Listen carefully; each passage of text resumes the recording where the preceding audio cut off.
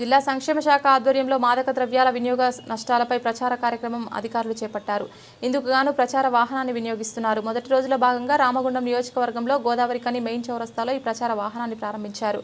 Godavarikhani one town CI Indrasena Reddy కార్యక్రమాన్ని ప్రారంభించారు.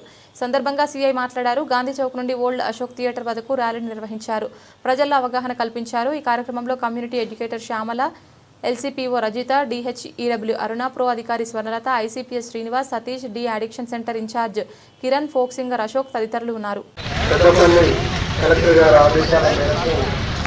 పెద్దపల్లి జిల్లాలోని వివిధ మండలాల్లో ఉన్న అన్ని ప్రాంతాల్లో కూడా ఎలాంటి డ్రగ్స్ అనేది గాంజా కావచ్చు, డ్రగ్స్ కావచ్చు యూజ్ చేయకుండా ఉండాలనే ఉద్దేశంతో అలాంటిది మన పెద్ద డ్రగ్ ఫ్రీ జిల్లాగా తీర్చిదిద్దాలనే ఉద్దేశంతో పోలీస్ శాఖ అదేవిధంగా పెద్దపల్లి అడ్మినిస్ట్రేషన్ కలెక్టర్ గారి ఆధ్వర్యంలో ఈ కార్యక్రమాలు అవగాహన కార్యక్రమాలు నిర్వహించడం జరుగుతూ ఉన్నది. ఈరోజు అవగాహన కార్యక్రమంలో భాగంగా ఒక వెహికల్ అరేంజ్ చేసి అన్ని డివిజన్లలో గోదావరి పట్టణంలోని అన్ని డివిజన్లలో ఈ అవగాహన కార్యక్రమం నిర్వహించడం జరుగుతుంది.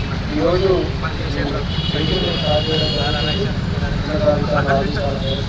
వీళ్ళందరూ కూడా చెప్పి కొంతమందికి స్పీచ్ ద్వారా లేకపోతే మోడల్ ద్వారా కొంతమంది మోడల్ రూపకంగా అర్థమవుతుంది. దాని యొక్క దుష్ప్రభావం ఏ విధంగా ఉంటుందనే ఉద్దేశంతో ఈ కార్యక్రమం నూతన కార్యక్రమాన్ని కలెక్టర్ గారి ఆధ్వర్యంలో చేయడం జరుగుతుంది.